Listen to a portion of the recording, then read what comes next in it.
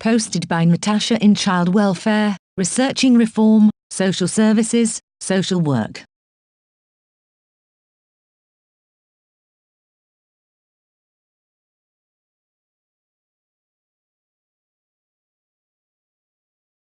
A debate in the House of Commons which took place on the 18th of July, has led to an MP calling for a government review into child welfare body, Cafcass. The discussion comes after a petition on website Change.org asking the government to investigate Cafcass policy, family court transparency and training for child welfare professionals, amassed over 116,000 signatures. Labour MP for Birmingham Yardley, Jess Phillips, hosted the debate, which looked at ways in which the government could protect victims of domestic abuse in the family courts. Jess chose to focus on the cross-examination of alleged victims of domestic violence by alleged and proven domestic abuse offenders and Cafcass training. During the discussion, Jess confirmed that she had received 199 pages of testimonials the morning of the debate, which she said contained around 10 to 13 testimonials on each page. She then reads some of the testimonials out.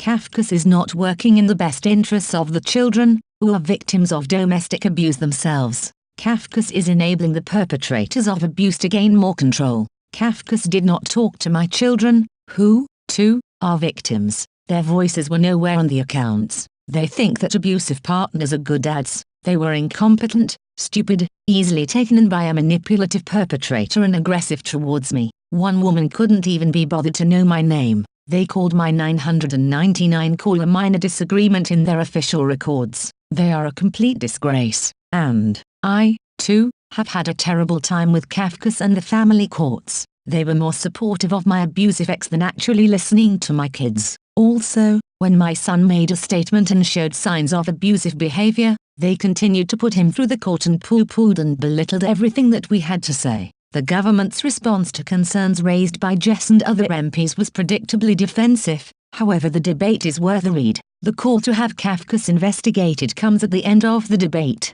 Jess sums up the problem in the following way. On the issue of Cafcass workers receiving appropriate training, I say to the minister that it is not working. There needs to be a government review of Cafcass and the way its workers are interacting with victims, as well as of settings where families go for visits. Researching Reform spoke with several families about these developments and we only heard one positive story. When we reached out to these families, most were still calling the body by its nickname, Cafcass.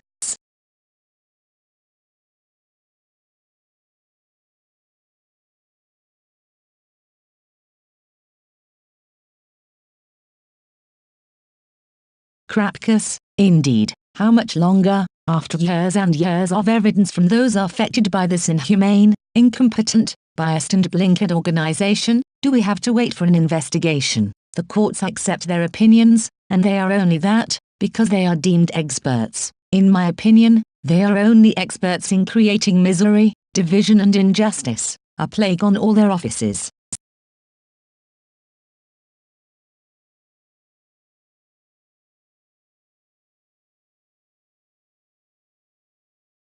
Researching Reform spoke with several families about these developments and we only heard one positive story. When we reached out to these families, most were still calling the body by its preferred name, Cafcass, and that's putting it mildly. Children are suffering intolerable cruelty and PTSD as a result of incompetent child guardians who quite frankly seem lost in space most of the time, allowing social workers to do whatever they like, which results in damage being done to perfectly good parents.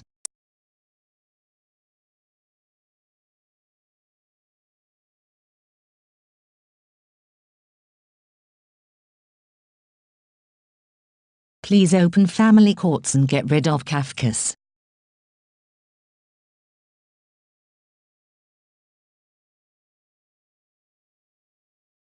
It's about time something was done about these people. They pretend to be on your side nice as ninepence them like local authority once you're in court like local authority, talk complete and utter bullshit. They knew a report had been tampered by LA but said nothing, told the court my kids wanted to be with their dad, which was a lie. We're happy to put them with abusive parent as we're LA.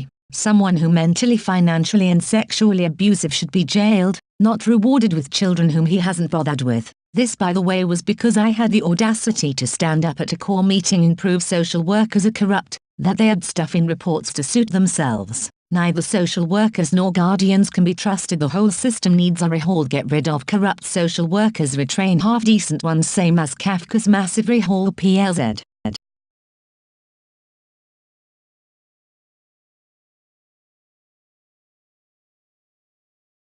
John Hemming stated in the House of Commons that it's a criminal offence to lie in court, which is perjury. Why are the family court judges protecting social workers by not doing their duty and reporting such crimes to the police? Could it be to protect themselves from being implicated in fraudulent court decisions via collusion?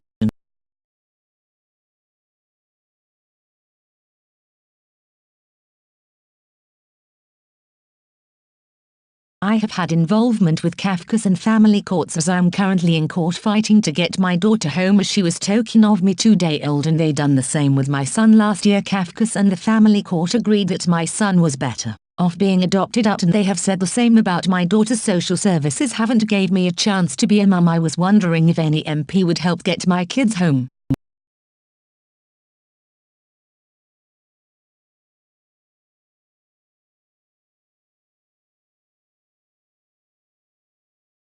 Thank you for your comment, and I'm so sorry to hear about your case. My suggestion would be to contact the opposition MP, Labour MP, in your area and send them an email. You can find out who your MPs are by using this website, https://www.missociety.org/wehelpiou.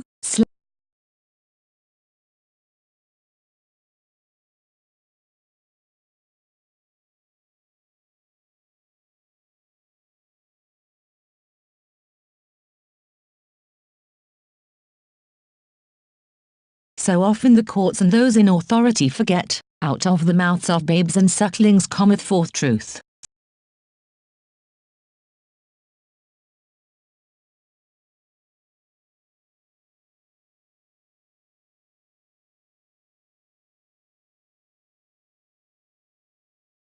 Mine committed fraud, the first one did, best not name them. He went on to retire anyway, so did the second SW to a lesser degree. Best not name them either. The judge knew, he spotted it. Best not name him, but he's worked his way right up to the top now. I kept a complaint going about said guardian and how Cafcass handled my complaint for some years. The fraud was not mentioned once in any of the 2 judgments. I was not sent the guardian's handwritten notes I requested, because Cafcass said they couldn't be deciphered, easily read. I went through my MP then Parliamentary of Health. I still got no resolution to this day. It was the guardian, although the judge had asked a different professional to help, not the gal, who found someone to assess me he had been good friends with for many years. The outcome, I got wrongly diagnosed, realized at a later date. The professional who did this, I made a complaint only to learn he had voluntarily removed himself from the GMCC register. I have no faith in Cafcass whatsoever. They wrongly ruin families' lives. XX.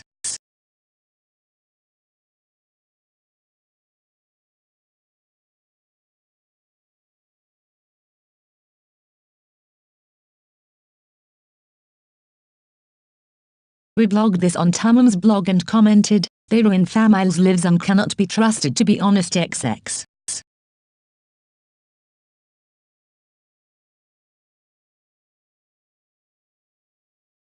What a horrendous organization. The officer involved was acting in the worst interests of my son. It was extremely satisfying for my solicitor to eloquently take 2 minutes to get the judge to agree the disgraceful Cafcass officer was not needed. My ex actually agreed on that one. We were lucky. Some people's lives get ruined by these people. Investigation long overdue.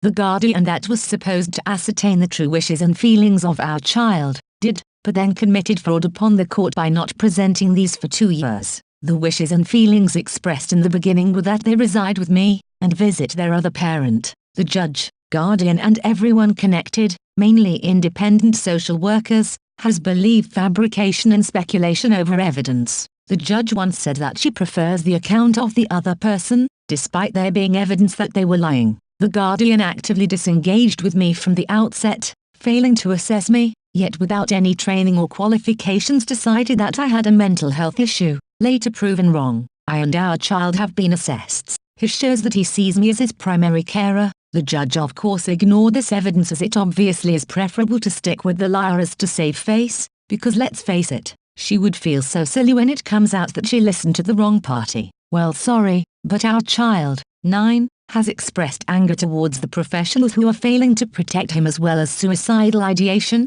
but have promoted the relationship with his abuser whilst minimizing mind-to-supervised contact because they can. But this is ignored, and why? Because the lying, coercively controlling narcissist is a social worker too.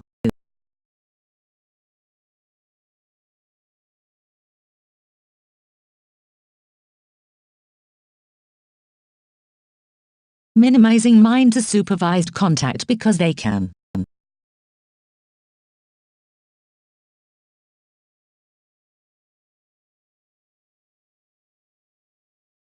Supervised contact because they can.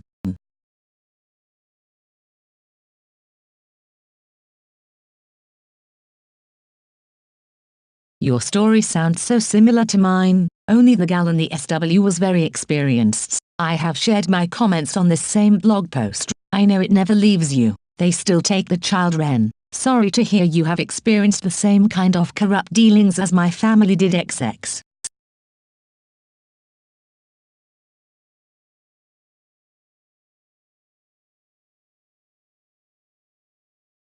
Cafcass failed me and my family. They too supported my abusive ex and his new partner and did not listen to my children or my family. The Cafcass officer in my children's case even lied in court under oath and aided my abusive ex through the court in every way. My children's wishes and needs were not met. Cafcass failed me, my children and my family.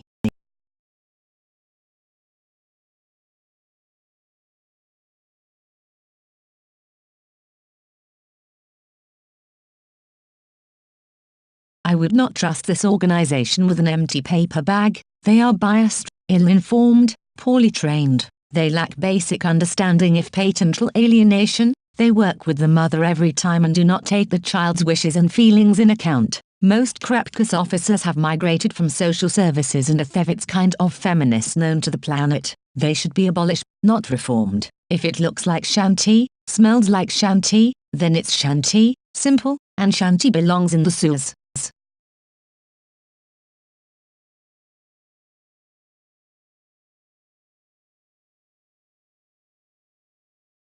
The whole system that it is run by needs overhauled. I've been on the receiving end of this, and being a male, no matter what, you are ignored and treated as a second-class parent, as a something the kids should just go to visit.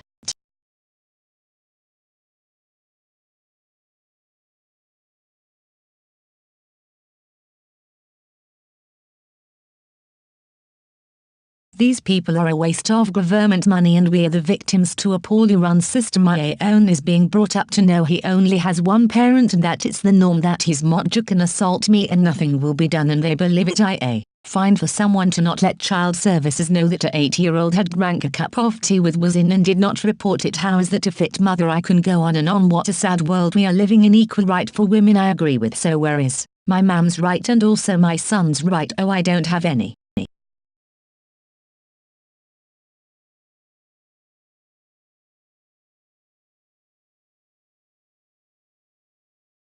I totally agree that a review of Cafcass is required, but not because of the one-sided view that Jess Phillips describes. I've seen the other side where emotionally abusive mothers have sought to block contact with children. Many women are witnessing for themselves in their roles as sisters, aunts, grandmothers and daughters the unwarranted severance, attempted severance of a child's relationship with their father. In addition, more women are experiencing the severance of their relationship with their children as a result of toxic, coercive and controlling ex-partners. The key is better psychological assessment for the parents and child, and better faster fact-finding in the court process, followed by better emotional support for children and victimized parents whatever their sex. I'm tired of the sexist view perpetuated by those with vested interests. Case-by-case basis in the best interests of the child.